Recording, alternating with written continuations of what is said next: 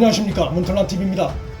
잠시 좌파 진영으로 향하는 것으로 보였던 여론의 지형이 최근 다시 우파 진영 우세로 복원되기 시작했습니다. 여론조사 기관의 조사 결과 문재인 지지도가 다시 하락세를 탔고 윤석열 전 총장은 지지도가 재반등하기 시작했습니다.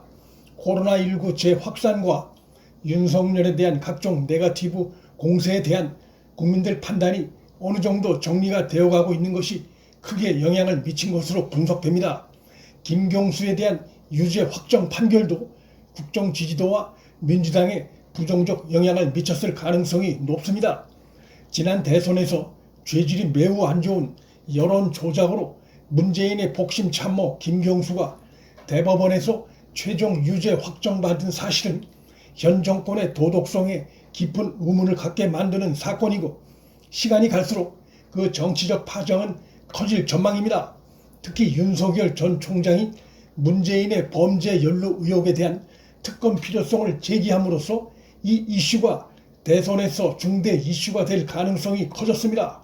이번 조사에서 나타난 윤석열 전 총장의 지지도 반등은 범좌파 진영의 대대적인 흑색 선전 공세 뒤에 나타난 현상이란 점에서 정치적 의미가 간단치 않습니다. 여기에다 차기 대선 의미를 묻는 질문에 정권 재창출 여론보다는 야당으로의 정권 교체 여론이 압도적으로 높은 것으로 재확인됐습니다. 좀처럼 정권 박탈 위기 상황에서 벗어나지 못하고 있는 여권이 2판 4판식으로 각종 정치 공작으로 눈길을 돌릴 가능성이 더 커졌습니다. 최근 드러난 문재인과 김정은 간의 친서가 오간 사실이 그 공작의 일환으로 여겨집니다. 무능하고 지은 죄가 많은 문재인이 정권을 내놓지 않기 위해 몸부림을 치고 있는 양상입니다.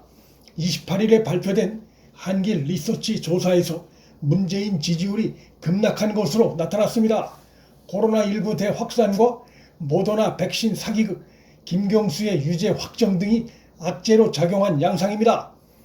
이 기관 조사에 의하면 문재인 국정 지지도가 전주보다 6.9%포인트 급락한 41.7%로 나타났고, 부정평가는 7.1%포인트 급증한 55.8%로 나타났습니다.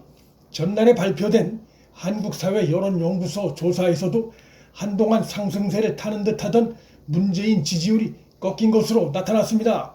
두 개의 조사 기관에서 같은 조사 결과가 나왔다는 것은 문재인 국정 지지도가 하락 국면에 접어들었다는 것을 강력하게 보여줍니다.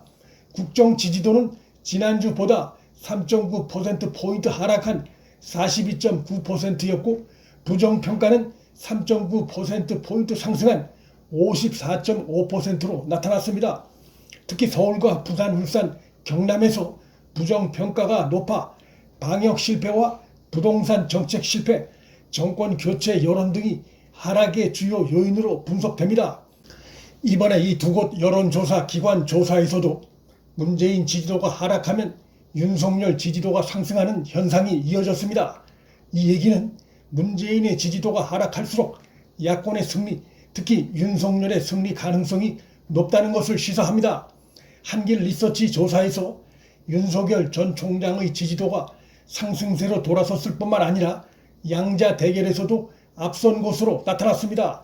윤석열 29.8, 이재명 23.7, 이낙연 15.8로 윤석열이 다자 대결에서 다시 1위로 올라섰고, 윤석열, 이재명 양자 대결에선 윤석열 41.4, 이재명 36.9로 윤석열이 우세하게 나타났고, 윤석열 41.4, 이낙연 33.7로 나타났는데 2주 전 조사보다 두 후보 간의 격차가 더 벌어진 것으로 조사됐습니다.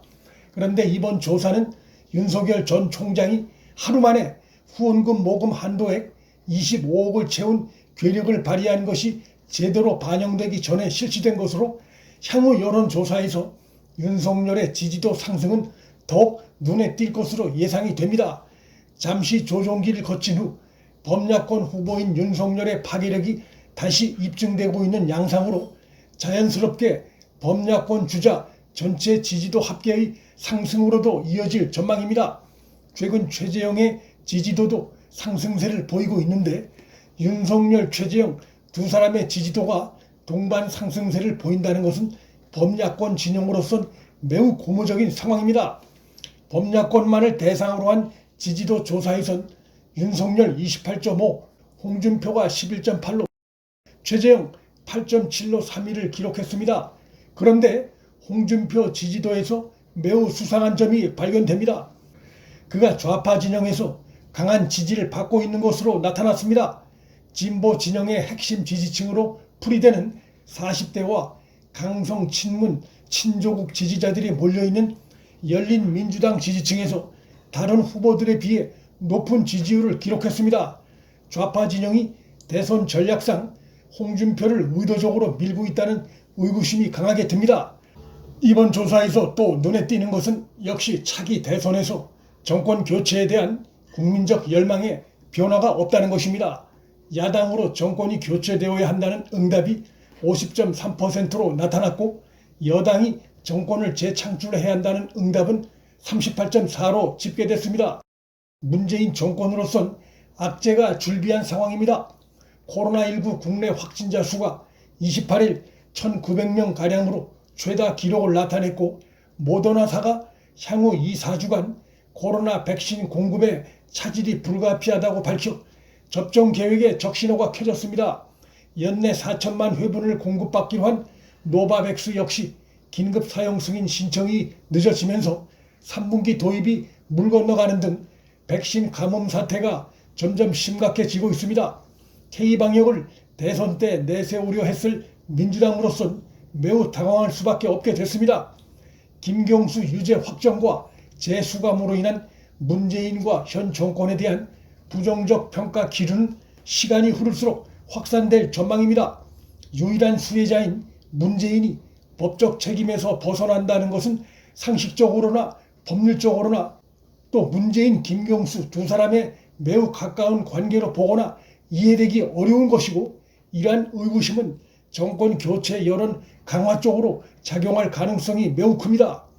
문재인이 남북통신선 복구 소식을 발표하는 등 남북 정상회담이라고 하는 낡은 이슈를 만지작거리고 있는데 국민들 눈엔 문재인이 또 엉뚱한 헛발질을 하는 것으로 비춰질 가능성이 커 역풍 초래가 예상됩니다.